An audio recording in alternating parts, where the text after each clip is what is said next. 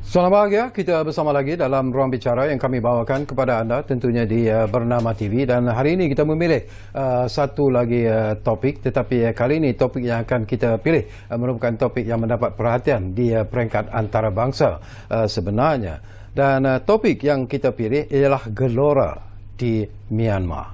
Inilah merupakan satu isu yang begitu hebat diperkatakan di seluruh dunia, dan tentunya lah masing-masing memberikan pelbagai pandangan dan juga pendapat berkaitan dengan isu ini. Baik, tetamu yang sudah pun bersiap sedia bersama saya di studio ini, kita ingin mengucapkan jutaan terima kasih dan selamat datang semula kepada yang berbahagia Profesor Dr. Sufian Jusoh yang merupakan pengarah Institut Kajian Malaysia dan Antarabangsa UKM. Jadi Prof, apa khabar? Baik. Oi, lama kita tak bersama, Prof. Betul, sebelum COVID. Betul. Kan? Dan bila Prof sebut tentang COVID-19, seluruh dunia sebenarnya terkesan dan seluruh dunia menumpukan perhatian kepada masalah COVID-19, tetapi tiba-tiba apa yang berlaku, rampasan kuasa di Myanmar itu meletup ketika kita sedang menghadapi COVID-19. Dan macam saya katakanlah, Prof, ramai yang memberi pelbagai pandangan dan juga pendapat. Boleh dikatakan semua negara besar di dunia juga menumpukan perhatian kepada apa yang berlaku di Myanmar. Tetapi mungkin ramai yang tidak memahami sebenarnya. Dan inilah gambaran yang cuba kita dapatkan bersama dengan Prof, kerana saya difahamkan bahawa Prof selalu berada di Myanmar, bertugas di Myanmar, dan sudah tentulah Prof boleh berkongsi bersama dengan penonton kita tentang gambaran sebenar apa yang berlaku di Myanmar. Secara latar belakangnya, bila kita cakap tentang Myanmar, apakah Myanmar ini merupakan sebuah negara yang sedang menghadapi masalah ataupun bagaimana sebenarnya? Dia sebenarnya kalau kita sebut gelora di Myanmar ni, dia sentiasa bergelora. Okay. Bukan 2-3 hari, bukan 2-3 tahun. Dia gelora ni kalau kita ambil selepas daripada Perang Dunia Kedua ya. Beberapa Myanmar ni adalah kombinasi kumpulan terbesar, iaitu yang dipanggil Burma. Burma. Okay. Orang Burma. 80% daripada penduduk di Myanmar adalah Burma. Dulu namanya Burma. Kan? Burma tu sebab Burma. Dan dia ada kumpulan etnik yang ada negeri masing-masing. Kachin, Karen, Kayin, Shan, Chin, dan juga di Rakhine. Jadi ni semua adalah negeri. Dan dia ada division yang dalam negeri tu ada, dalam negara tu ada negeri dan ada division atau bahagian. Dulu macam dulu kita Sarawak kan ada bahagian tertentu kan. Betul. Jadi yang negeri-negeri ni dikuasai oleh kumpulan etnik dulu sebelum merdeka. Jadi dia semasa British meninggalkan Myanmar untuk kemerdekaan, semasa Perang Dunia Kedua, pihak dikatakan bahawa pihak British menjanjikan kepada sebahagian daripada kumpulan etnik ni, bila dia tolong tentera British semasa perang, bila habis nanti dia akan beri kemerdekaan. Jadi satu ataupun dua daripada etnik ni dia mengharap kemerdekaan sebagai satu negara, bukannya di dalam bentuk Union of Myanmar. Tapi bila British keluar, dibentuk Union of Myanmar. Ingat model Malayan Union? Sama, modelnya sama. Union of Myanmar, Malayan Union. Jadi dibuat Union of Myanmar, dan semua kumpulan-kumpulan etnik ni diminta bersatu sebagai satu negara. Tapi selepas pada kemerdekaan tu, kumpulan ni tak puas hati dan berlaku perang saudara. Peperangan kumpulan etnik untuk menuntut kemerdekaan sampai hari ini. Jadi peperangan ni berlaku sepanjang masa. Jadi pihak tentera ni dah sentiasa menghadapi peperangan. Jadi tahun 1950-an berlaku persekongkolan di antara ahli-ahli politik yang tidak terhenti-henti di Myanmar. Persengketaan di antara parti-parti politik menyebabkan ketidakstabilan politik di Myanmar. Jadi tentera diminta mengambil alih kerajaan. Kemudian selepas itu masih lagi keadaan ahli politik ni tidak reda, sentiasa berbalah, bertarung untuk mendapatkan kuasa. Langsung tentera mengambil alih tahun 1960-an sehingga tahun 80-an, dan diadakan pilihan raya tahun 80-an. Aung San Suu Kyi balik daripada United Kingdom dan mengambil bahagian dalam pilihan raya itu, dan dia menang tetapi tidak diiktiraf. kemudian beliau dikenakan tahanan di dalam rumah kan, selama 15 tahun. Selepas itu 2012 tentera memberikan kerajaan separa tentera. Maknanya ada satu jeneral yang berhenti dan dilantik sebagai presiden dalam transisi untuk membentuk satu kerajaan demokratik. Dan 2015 berlaku pilihan raya. Aung San Suu Kyi menang melalui parti NLD, National League of Democracy, dan beliau parti itu berkuasa, tetapi 25% daripada parlimen masih lagi dikuasai oleh tentera. 4 jawatan menteri dikuasai oleh tentera dan dilantik oleh ketua tentera, iaitu senior general kepada Tatmadaw.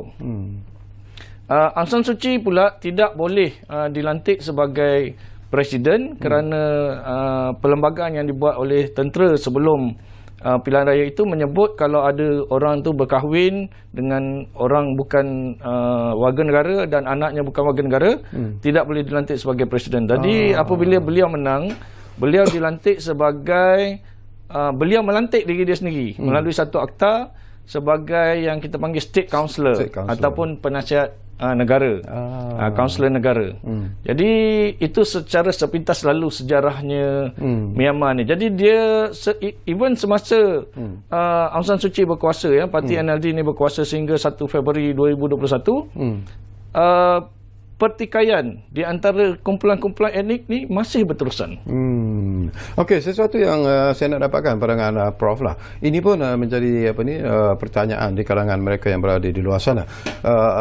Alasan yang digunakan oleh pihak tentera mengatakan bahawa pilihan raya yang diadakan pada 8 November 2020 itu yang memberi kemenangan kepada NLD pimpinan Suu Kyi itu dikatakan berlakunya banyak sekali ataupun penipuan besar-besaran semasa pilihan raya tersebut. Jadi sejauh mana betul ataupun tidaknya alasan yang digunakan oleh pihak tentera ini? Dia ada beberapa insiden yang juga dilaporkan di dalam media, tapi kalau kita ni di Malaysia ni selalunya kita tenggelam isu Myanmar ni dengan isu lain. Sebenarnya pada sebelum pilihan raya tu dah diisytiharkan oleh dia punya Election Commission, Suruhanjaya Pilihan Raya negara dia, beberapa kawasan tertentu tidak akan ada pilihan raya. Kemudian semakin hampir dengan pilihan raya diisytiharkan lagi. Beberapa kawasan tertentu lagi tidak akan diadakan pilihan raya. Jadi daftar pilihan raya pun dipersoalkan, daftar pemilih pun dipersoalkan, dan pada masa itu juga dipersoalkan kenapa beberapa kawasan ini tidak dibolehkan diadakan pilihan raya.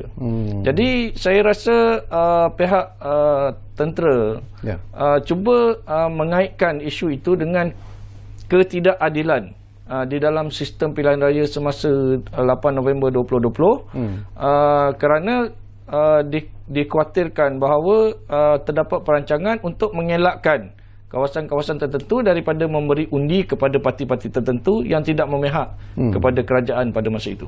Saya juga nak dapat pandangan Prof lah sebelum kita pergi lebih mendalam lagi tentang apa yang berlaku di Myanmar ini sebenarnya. Dari segi ekonomi, barangkali ini pun sesuatu yang mungkin tak ramai yang ketahui, kerana dilihat bahawa Myanmar itu seolah-olah walaupun berada bersama negara kita di dalam kumpulan ASEAN, negara-negara ASEAN, tetapi tak ramai yang mengetahui tentang kedudukan ekonomi Myanmar itu sendiri. Dan Prof berada di sana, bagaimana situasi ekonomi, senario ekonomi di Myanmar itu secara keseluruhannya, Prof? Okey, dia macam ni, kita kena tengok fasa sebelum 1950-an, fasa tentera, fasa penutupan dan fasa pembukaan semula 2012 ke atas. Sebaik saja Perang Dunia Kedua, di awal 50-an, negara Myanmar ataupun Burma pada masa itu adalah antara negara terkaya di Asia Tenggara.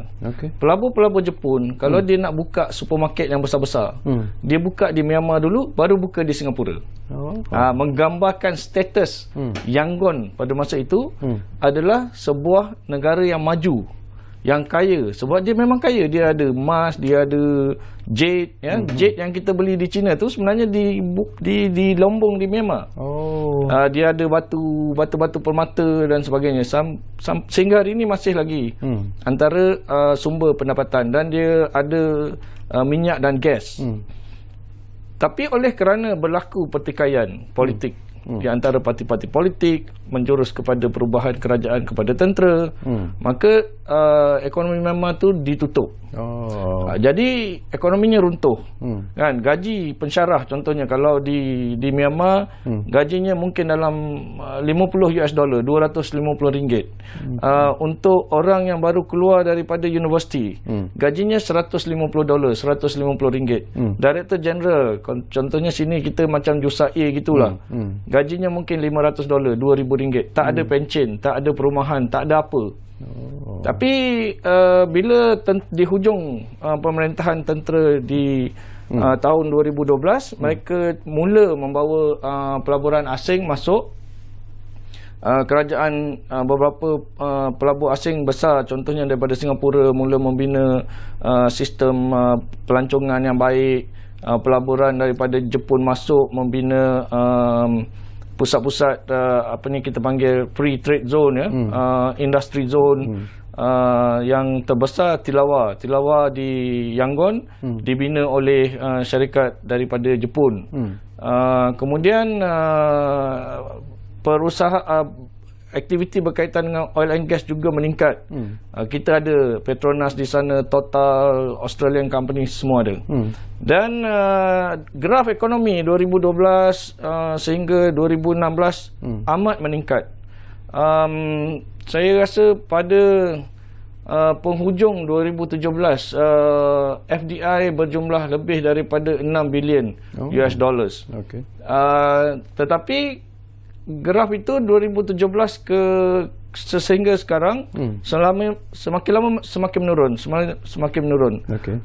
Saya juga pada penghujung 2020 saya juga amat risau macam mana untuk meningkatkan pelaburan ke Myanmar, sebab pada masa itu walaupun ada usaha di hujung pemerintahan tentera 2012 sehingga 2015 dan kita buat pembaharuan ekonomi, bawa polisi baru, tetapi mereka mendapat bad press ataupun negative press berkaitan dengan isu di Rakhine. Jadi pelabur pun sudah mengendur, tetapi masih ada pelaburan usaha daripada Jepun, daripada ASEAN untuk melabur. Jadi ekonominya kita nampak boleh pergi, masyarakatnya boleh berbahasa Inggeris, diaspora Myanmar yang tinggal di Malaysia, yang tinggal di Singapura, Australia pulang ke Myanmar untuk melabur. Tetapi ada beberapa isu birokrasi dan sebagainya yang mengekang pelaburan daripada luar untuk masuk. Jadi ekonomi itu semakin lama semakin menurun. Grafnya agak macam ini bila ke hujung 2020 itu. Sorry bertanya soalan ini. Tadi saya terlupa. Apa tugas dan tanggungjawab Prof Dr. Sufian sendiri ketika berada di Myanmar ini? Saya mula-mula ke Myanmar tahun 2012 sebagai dihantar oleh ASEAN untuk melihat berkenaan dengan pelaksanaan pembangunan professional service ataupun perkhidmatan profesional oleh engineer, arkitek, accountant di Myanmar, dan bagaimana ingin membantu meningkatkan perkhidmatan ni. Jadi 2014 saya kembali ke sana sebagai seorang pakar dalam polisi pelaburan. Jadi saya memberikan perkhidmatan saya kepada Myanmar dalam bagaimana untuk menangani FDI dan membina ekonomi berdasarkan kepada pelaburan ni. Itu tugas saya. Okey. Kita tahu bahawa kedudukan tentera ataupun lebih dikenali sebagai Tatmadaw Tatmadaw ya. Tatmadaw di Myanmar itu begitu kukuh sekali. Tetapi reaksi dan juga penerimaan rakyat Myanmar sendiri terhadap pemerintahan tentera ini, apakah mereka gembira ataupun sebenarnya ada rasa tidak puas hati dan mereka mungkin inginkan sesuatu yang boleh membina semula ekonomi, memberikan satu nafas ataupun cahaya baru dalam kehidupan mereka dari aspek ekonomi dan juga kehidupan biasa. Saya rasakan bahawa Tatmadaw kemungkinan tersalah baca sentimen. Kan mungkin dia ambil kuasa pada 1 hari bulan 2 tu dengan anggapan tidak akan berlaku sebarang protes ataupun kalau ada protes pun tidak sehebat mana yang berlaku. Tetapi apa yang berlaku di ground ataupun di Yangon, di Mandalay, di Naypyidaw dan beberapa bandar lain, semua saya rasa tidak disangka-sangka. Tetapi mereka ini sebenarnya selepas lebih pada 60 tahun dikuasai oleh pemerintahan tentera, mereka telah merasa kehidupan terbuka selama 10 tahun. 2012 sebelum tu 2010 lebih kurang sehingga 2020. 10 tahun mereka merasakan kehidupan terbuka. Mereka boleh keluar, pergi ke sana kemari. Dan bila kejadian ini berlaku, saya tidak fikir kesemua demonstrators itu adalah penyokong sebuah parti politik. Kemungkinan ada yang tidak gembira kerana kehidupan mereka terkongkong dan dengan keadaan COVID, perkhidmatan kesihatan yang agak lemah, intensive care unitnya, katilnya terlalu sedikit.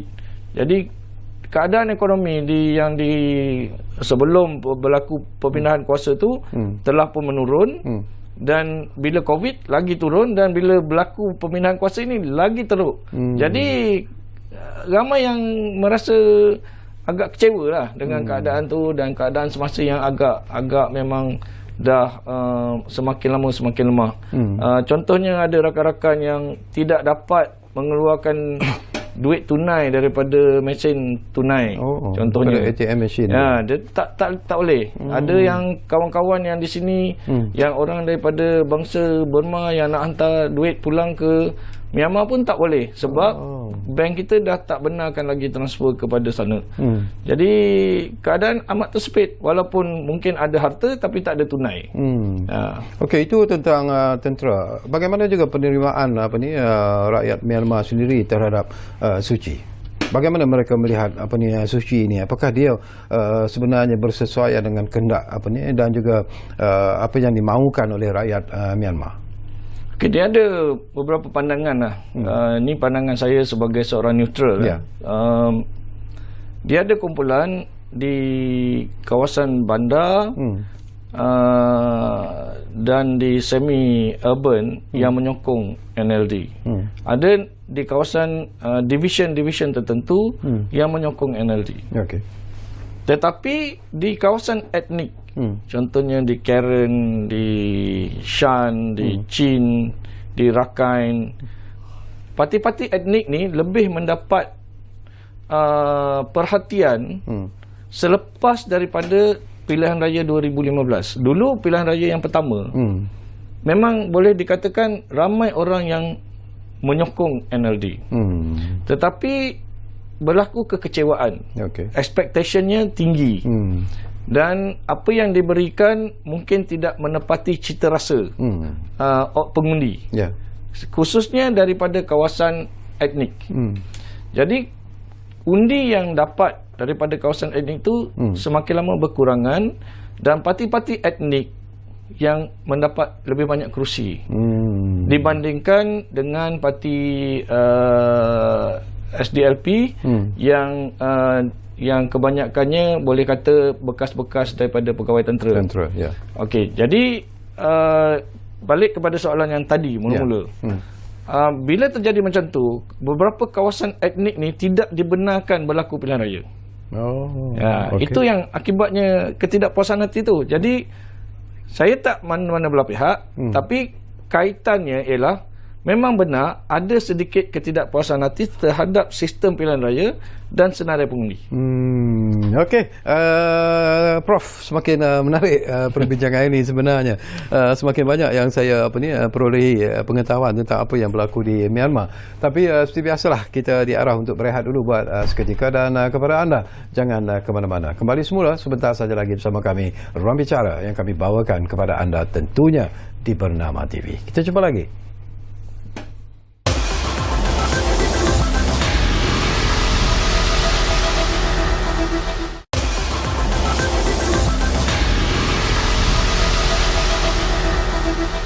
Baiklah, kita kembali semula ke Ruang Bicara ini. Masih lagi bercakap tentang gelora di Myanmar, dan tentunya masih lagi bersama dengan orang yang tahu sebenarnya, kerana dia sentiasa berada di Yangon untuk beberapa tahun kebelakangan ini, iaitu yang berbahagia Profesor Dr. Sufian Yusof, iaitu pengarah di Institut Kajian Malaysia dan Antarabangsa UKM. Baik, tadi pun saya bertanya soalan tentang penerimaan rakyat Myanmar sendiri terhadap Suu Kyi, seolah-olah dia dianggap sebagai seorang yang membawa satu sinar baru sebenarnya dalam demokrasi di Myanmar. Tetapi dari segi penerimaan antarabangsa, mungkin ini juga ada yang mengatakan bahawa ini satu tamparan hebat kepada Suu Kyi kerana dia gagal untuk menyelesaikan isu Rohingya sebagai satu contoh. Ada sampai menganggap ini sebagai karma sebenarnya kepada Suu Kyi. Tetapi daripada pandangan Prof sendiri yang berada di Myanmar ini, bagaimana dengan penerimaan bukan saja masyarakat Myanmar terhadap ataupun rakyat Myanmar terhadap Suu Kyi, tetapi juga penerimaan dan juga reaksi masyarakat antarabangsa terhadap apa yang berlaku di Myanmar, terutamanya yang melibatkan Suu Kyi. Okey, bila Suu Kyi jadi ketua pembangkang, kerja pembangkang memang senang, iaitu membangkang, kan? Tapi bila diberi kuasa, saya rasa dia tidak menjangka masalah yang dia hadapi. Sebab tadi saya isu antara perkara pertama yang dia perlu selesaikan ialah menyelesaikan konflik. Jadi ditubuhkan satu komisen ataupun suruhanjaya untuk menyelesaikan konflik di antara puak-puak yang berbalah ni tadi. Okey, di Malaysia isu yang kita baca hari-hari ialah berkenaan dengan isu di Rakhine. Tetapi itu adalah cuma sebahagian kecil daripada masalah etnik yang dihadapi. Kan? Sebab masalah dia lebih besar. Masalah macam mana nak menyelesaikan orang di Kayin contohnya. Di Kayin itu bukan satu kumpulan. Ada lagi beberapa kumpulan etnik group yang kumpulan etnik yang sama, yang kumpulan lain-lain pula. Itu perlu diselesaikan. Jadi mereka ni dibawa ke meja perundingan untuk menandatangani perjanjian damai.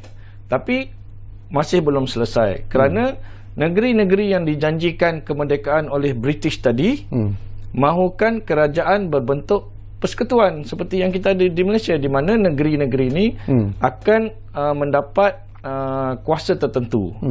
Sebab sekarang ni dia tak banyak kuasa. Dan division-division ni tadi yang dalam kawasan orang Burma ni tadi, mereka pun akan diberikan kuasa-kuasa tertentu, tapi masih lagi dalam perbincangan ya. Jadi itu antara isu yang agak berat untuk ditangani oleh Suu Kyi. Kita kena ingat Suu Kyi ni memang dia pejuang, tetapi dia besarnya di luar negara. Dia bersekolah di Nepal, di India, kemudian ke United Kingdom. Kerana ibunya selepas kematian bapanya, mendiang General Aung San pejuang kemerdekaan, dia dilantik, ibunya dilantik sebagai duta Myanmar ke Nepal dan kemudian duta Myanmar ke India. Jadi pengaruh kehidupannya itu lebih dipengaruhi oleh pemikiran barat. Mungkin kemudian dia pulang menjaga ibunya sebagai yang sakit, yang tua kan. Okey, jadi apabila Suu Kyi berjuang untuk mendapatkan perubahan di Myanmar, kuasa-kuasa barat melihat ini adalah satu ikon yang boleh diberikan sokongan. Satu sokongan. Kerana pada masa itu sekatan ekonomi yang agak berat diberikan kepada kerajaan tentera, dan kerajaan tentera tidak ada pilihan melainkan rapat dengan negara China. Jadi mereka mendapat sokongan daripada China dan Barat menyokong Aung San Suu Kyi. Tetapi apabila Aung San Suu Kyi berkuasa, mereka mula merasa kecewa kerana ekspektasi ni tadi ataupun apa yang mereka inginkan ni tadi, satu, penyelesaian etnik, yang kedua menyelesaikan masalah ekonomi, yang ketiga menyelesaikan masalah di Rakhine, belum selesai. Dan yang keempat, berlaku juga hubungan yang lebih rapat dibandingkan dengan kerajaan Tatmadaw sebelum itu dengan China. Jadi Suu Kyi menghantar delegasi ke Beijing, dan Beijing pun semakin lama semakin rapat. Jadi itu adalah antara pandangan yang diberikan oleh Tatmadaw selepas mengambil alih 1 hari bulan Februari baru ini, dengan mengatakan bahawa mereka cuba mengalihkan, kalau kita boleh katakan, kiblat kerajaan NLD itu supaya tidak terlalu berpusat kepada kekuasaan China. Bila Prof sebut, ini pun sesuatu yang menarik juga yang barangkali ramai tak mengetahui. Apabila Myanmar mewujudkan satu hubungan yang cukup erat bersama China, apa sebenarnya yang dirancang oleh negara China sendiri? Apakah mereka juga ada projek-projek ekonomi yang mungkin ingin diwujudkan di Myanmar? Dia ada kita faham bahawa kerajaan China melihat Asia Tenggara ataupun ASEAN ini adalah sebahagian daripada Belt and Road Initiative, BRI. Dan Myanmar adalah satu negara yang penting untuk China kerana dia ada laluan minyak, pipe daripada Setway di Rakhine terus ke Kunming. Jadi kapal minyak dulu dia kena lalu daripada, contohnya daripada negara Arab, melalui Selat Melaka, turun patah balik Laut Cina Selatan ke China. Dan perlu dihantar ke tengah China, contohnya di Yunnan, itu jauh. Jadi dia bina pipe minyak dan gas daripada Setway langsung ke Kunming. Itu satu kepentingan yang amat penting untuk ekonomi barat laut China. Yang kedua, mereka ingin membina laluan kereta api daripada barat laut ni, kawasan Kunming, turun ke bawah ke Yangon dan juga Mandalay, Naypyidaw dan Yangon. Dan ini adalah sebahagian daripada BRI. Yang ketiga yang dikhawatirkan ialah berkenaan dengan pembinaan empangan di Sungai Selwyn. Dia ada, yang kita tahu selalu Sungai Irrawaddy, kan? Irrawaddy itu sungai yang besar. Dia ada, sebenarnya ada dua sungai. Satu Sungai Irrawaddy dan satu lagi Sungai Selwyn. Sungai Selwyn ini dia puncanya di Tibet. Dan pecahannya adalah Sungai Mekong. Jadi Sungai Selwyn ini lalu di China, di China dan seterusnya ke Myanmar. Dan sebelum NLD berkuasa, pihak China merancang untuk membina empangan di Sungai Selwyn.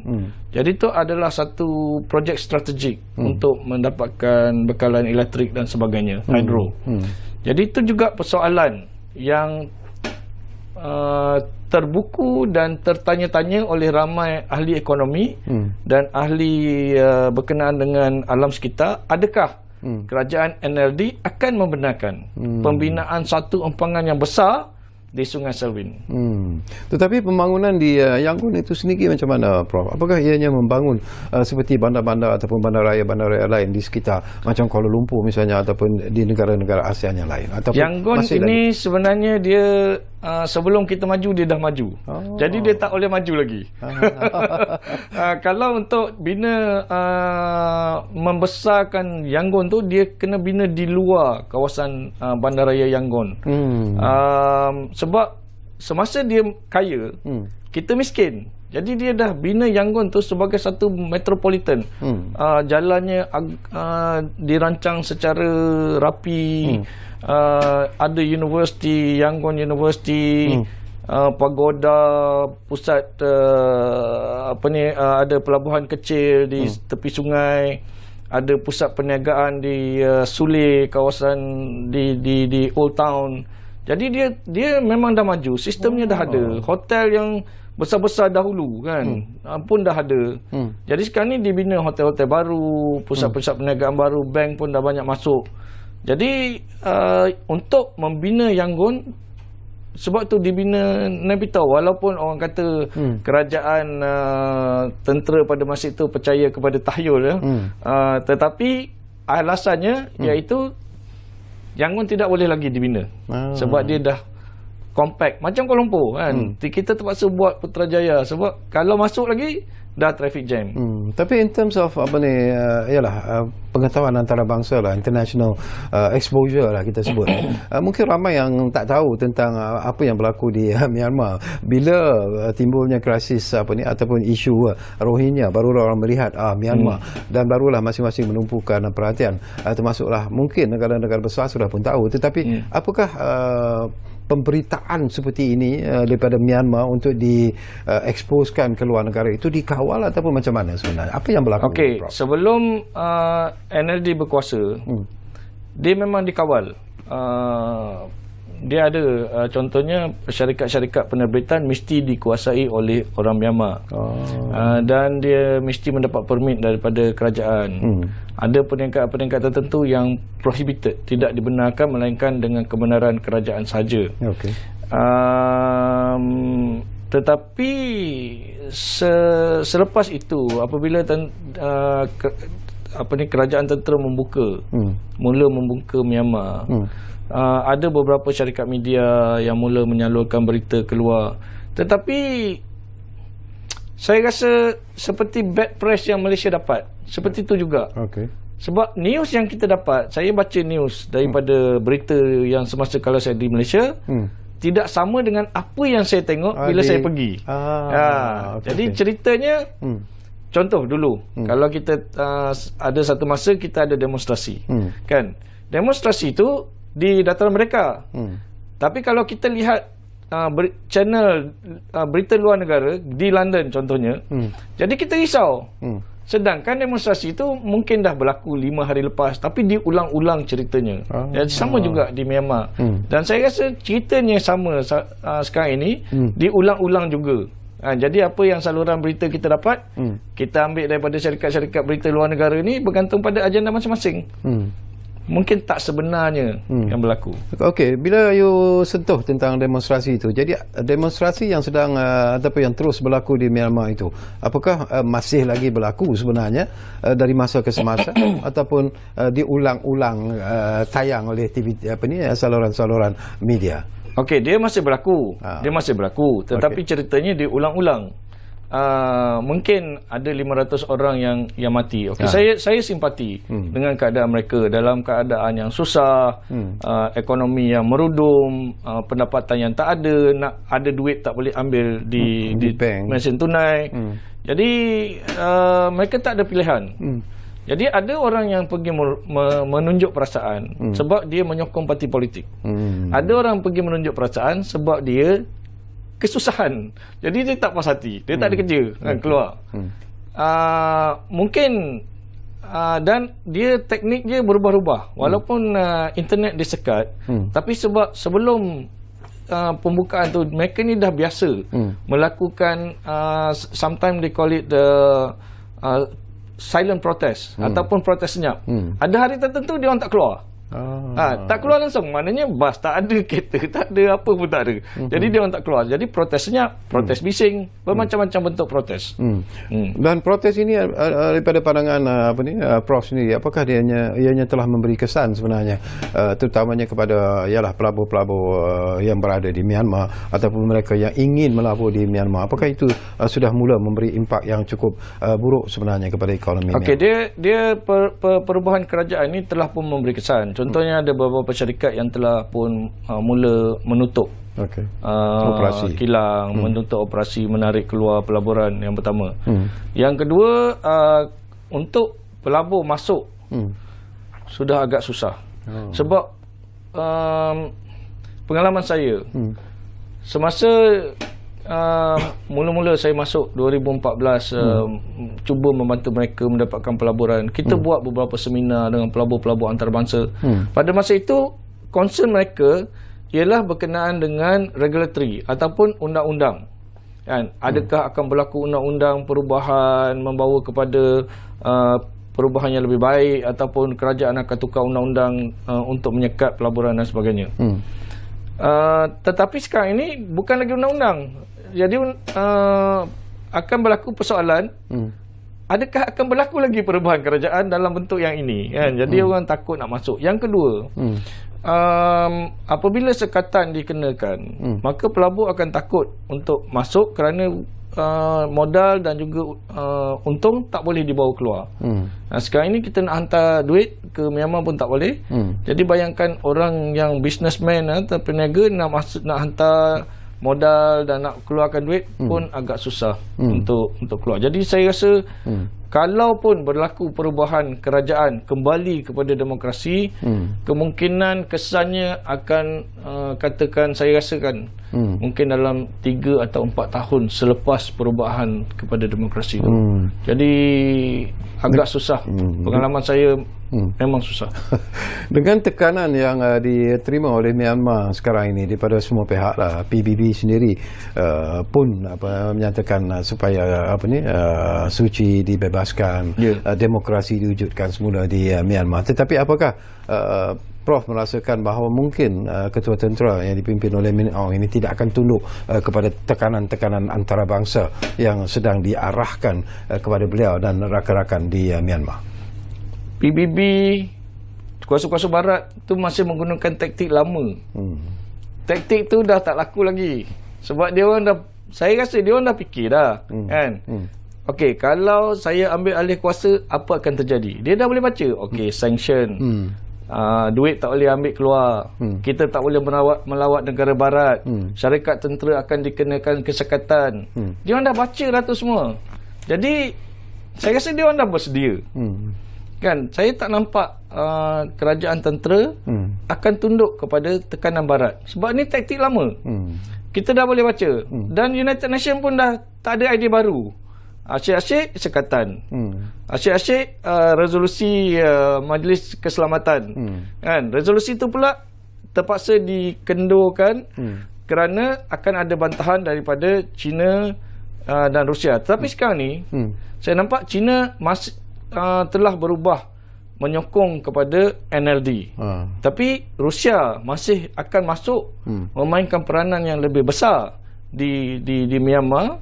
Baru ni 2-3 hari lepas ada sambutan ulang tahun Hari Tentera dan Timbalan Menteri Pertahanan Rusia datang di perarakan tersebut.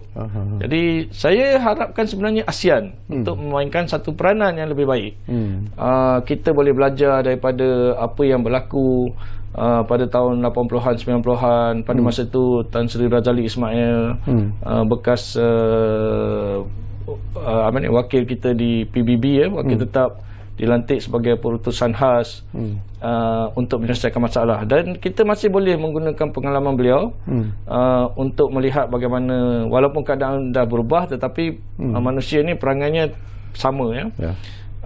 Dan saya rasa Malaysia dan Indonesia boleh memainkan peranan. Retno Marsudi mempunyai hubungan yang baik dengan Aung San Suu Kyi. Dan saya rasa Malaysia juga boleh memainkan peranan untuk sebagai, kita panggil, honest broker. Kerana keamanan yang dibawa dulu adalah hasil usaha antaranya oleh Tan Sri Razali sendiri. Jadi keamanan yang dan bila Myanmar dibawa kepada ASEAN tahun 1999, kuasa-kuasa barat membantah, tapi antara yang menyokong kemasukan ke ASEAN adalah Malaysia. Jadi sebab kita melihat kalau dibiarkan Myanmar itu bersendirian, keadaan akan menjadi lebih tidak stabil. Jadi sekarang ni saya nampak ASEAN boleh memainkan peranan sebagai yang kita panggil constructive engagement. Kan sentiasa melakukan hubungan, berbincang dengan baik. NLD ada wakil di luar pada Myanmar. Dia ada wakil dia di luar Myanmar yang boleh digunakan dan ditemui. Tetapi mereka masih berkeras, iaitu Aung San Suu Kyi mesti dilepaskan, demokrasi dikembalikan, tapi saya rasa keadaan mesti lebih kendur, lebih sejuk, barulah boleh duduk semeja dan berbincang. Baik, kita akan berehat buat kali terakhir dan kembali nanti. Tak banyak lagi masa yang tinggal, tapi mungkin ada lagi persoalan-persoalan menarik yang sempat saya kongsikan bersama dengan tetamu saya di studio. Kita masih lagi bercakap tentang gelora di Myanmar. Kita lihat dulu.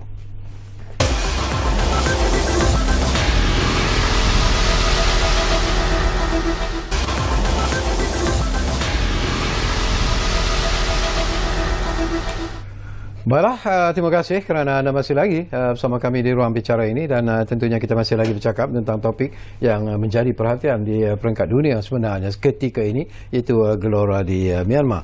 Saya suka tadi bila Prof sebut tentang peranan yang mungkin boleh dimainkan oleh ASEAN sendiri dalam usaha untuk menyelesaikan kemelut yang sedang berlaku di Myanmar. Tetapi mungkin juga kerana prinsip ASEAN sendiri tidak campur tangan dalam hal ehwal politik negeri lain, negara lain, negara rakan dalam ASEAN, tetapi apa yang boleh dilakukan oleh Malaysia. Dan saya difahamkan Malaysia juga, ASEAN dan juga Malaysia sendiri ada disebut sebagai pelaburan kita di Myanmar itu sendiri. Jadi mungkin kita boleh kongsi bersama dengan Malaysia ni unik ya, kerana kita ada hubungan dengan Myanmar dalam jangka masa yang agak lama. Ramai orang etnik Myanmar daripada Myanmar, etnik yang berbeza-beza yang ada di Malaysia. Ada yang datang ke sini sebagai profesional, yang menjadi doktor, pensyarah, yang orang Islam pun ada di sini yang menjadi peniaga yang berjaya. Ada juga keturunan Melayu di selatan Myanmar, di kawasan Dawei ke bawah ada kampung Melayu. Sebab dulu orang kita pergi ke sana sebagai nelayan, dan juga bila berlaku Perang Dunia Kedua tu, Jambatan Riba Kwai tu, ada orang kita yang tertinggal di sana, kampung Kedah dan sebagainya. Dan kita ada pelaburan kita yang agak banyak di Myanmar, khususnya oleh Petronas. Ada satu pejabat khusus di Petronas di sana. Ada perkhidmatan helikopter khusus untuk orang-orang profesional Petronas yang pergi ke pelantar minyak dan sebagainya. Hotel Shangri-La adalah antara hotel terbesar di Yangon yang dimiliki oleh Tan Sri Robert Kwok. Jadi dan sebelum berlakunya perubahan ni, duta kita di sana sentiasa cuba menyokong peniaga-peniaga Malaysia untuk membuka pelaburan di Myanmar, sebab ekonominya semakin lama semakin meningkat.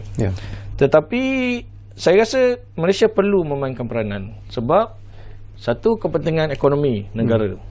Yang kedua, kepentingan kita sebagai satu negara yang kita perlu mengetuai ASEAN. Walaupun dalam ASEAN Charter dikatakan bahawa ini adalah isu dalaman, tetapi dia boleh dikecualikan sebab dia telah membawa kepada kalau tidak ditangani akan membawa kepada pergolakan serantau. Sekarang ni telah ada pelarian. Kita jangan kata pelarian daripada Rakhine. Kita lihat ada pelarian yang keluar daripada kawasan utara bersepadan dengan India. Rakyat Myanmar yang lari ke India, yang lari ke Thailand. Saya rasa mungkin akan ada lagi yang lari ke China di utara. Dan kemungkinan akan ada yang lari juga ke sini, ke Malaysia. Kestabilan. Yang kita perlukan kestabilan. Jadi saya rasa kita boleh berbincang dengan beberapa negara ASEAN lain, dicadangkan diadakan satu summit ataupun sidang kemuncak ASEAN khusus berkenaan dengan Myanmar. Yang ini dicadangkan oleh Presiden Jokowi dan juga Malaysia sendiri sebagai dua negara bersahabat bersaudara ini supaya kita selesaikan masalah di situ. Okey, macam mana nak selesaikannya? Sebabnya isu yang sensitif sekarang ini ialah siapa yang mewakili Myanmar di meja persidangan summit itu, ya, di persidangan kemuncak tu. Siapa yang nak wakil? Itu persoalan yang sensitif sebab kuasa barat dan NLD kata kami masih kerajaan yang sah. Tentera kata kami kerajaan yang sah. Kan, kami ambil kuasa tapi 1 tahun. Jadi sekarang ni kami yang patut mewakili. Jadi siapa yang mewakili itu adalah juga satu persoalan dan perlu diselesaikan oleh ASEAN. Kemungkinan meja Myanmar tu dikosongkan. Okey, 9 negara berbincang macam mana kita nak selesaikan masalah. Selepas itu dilantik satu mediator ataupun 2 mediator. Saya rasa mediator yang paling yang pada pandangan saya, Malaysia dan Indonesia perlu memainkan peranan ke hadapan. Dan selepas itu dipanggil wakil-wakil ini mewakili kedua-dua pihak dalam bentuk mediation. Bukan sebagai rundingan. Jadi masing-masing akan cuba mencari satu jalan. Okey, sebaru ini selepas pada pemindahan kuasa, Retno Marsudi cuba ke Yangon, ke Naypyidaw, tetapi dibantah oleh NLD dan akhirnya beliau ke Bangkok. Di Bangkok beliau bertemu dengan wakil daripada kerajaan tentera. Dan itu juga dibantah oleh NLD. Kerana mereka kata sepatutnya Menteri ASEAN tidak boleh bertemu dengan wakil tentera. Tapi kalau tidak bertemu dengan wakil tentera, nak jumpa dengan siapa? Siapa kerajaannya? Itu persoalan kita. Itu yang perlu diselesaikan. Dan yang kedua, mereka mesti ada satu ketetapan. Okey, kalau dah janji bulan 2 tahun depan mesti ada pilihan raya, maka mesti akan ada persiapan untuk pilihan raya tu. Bila? So kita kena tengok ke belakang. Mungkin bulan dia pilihan rayanya complicated sebab rakyatnya ramai dan dia luar bandarnya jauh, susah nak sampai, transport dan sebagainya. Jadi mungkin 6 bulan sebelum mesti dah bersedia untuk senarai pengundi, untuk parti politik, untuk logistik, untuk sampai ke bulan 2. Tapi bulan 6, bulan 7, bulan 8 tak boleh buat apa sebab musim tengkujuh di Myanmar.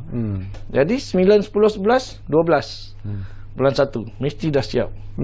Jadi time frame-nya kena ada. Jadi orang yang pergi sebagai mediator tu, dia kena faham masyarakatnya macam mana, dia kena faham weather-nya tadi saya kata, kan, musim tengkujuhnya macam mana. Jadi saya rasa kalau betul dia nak buat pilihan raya bulan 2, bulan 10 paling lewat mesti dah bersedia memulakan langkah untuk pilihan raya. Okey.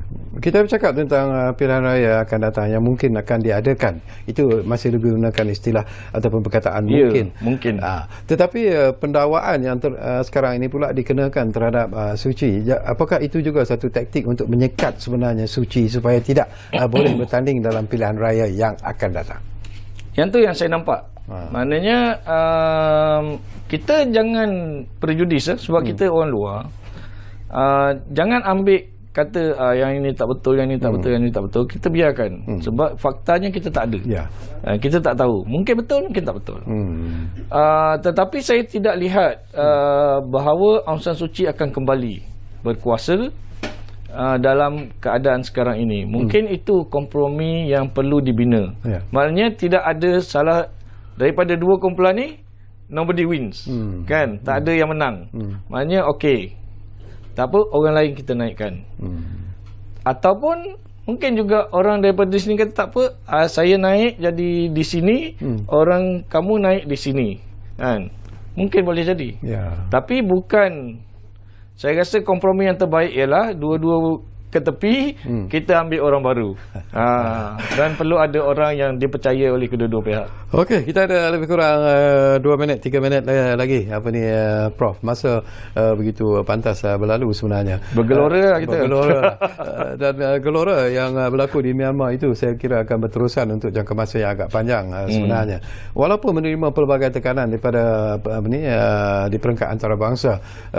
Tadi kita sentuh tentang ASEAN, PBB juga mengambil langkah yang sama untuk memberi tekanan kepada Myanmar. Tetapi apakah pihak Prof merasakan bahawa apapun tekanan yang akan diterima oleh Myanmar, baik sanctions dan sebagainya, mereka akan tetap berada pada situasi sekarang ini, dan gelora ini akan terus bergelora untuk jangka masa yang panjang. Pandangan Prof dan juga komen Prof di penghujung ini. Saya rasa keadaan ni perlu diselesaikan sekiranya kedua-dua pihak kendur. Dan untuk mengendurkan ni, kedua-dua pihak, macam saya kata tadi, perlu ke tepi dan bersetuju dilantik orang ketiga, orang baru untuk mengetahui Myanmar. Tetapi masalah di Myanmar ni, ahli politiknya suka bertelagah. Tak habis-habis daripada tahun 50-an. Kenapa tentera menang? Kerana tentera mengambil alih. Kerana ahli politiknya bertelagah tak berhenti-henti, berpolitik yang tak habis-habisan. Jadi saya rasa perlu ada macam itulah perdamaian politik.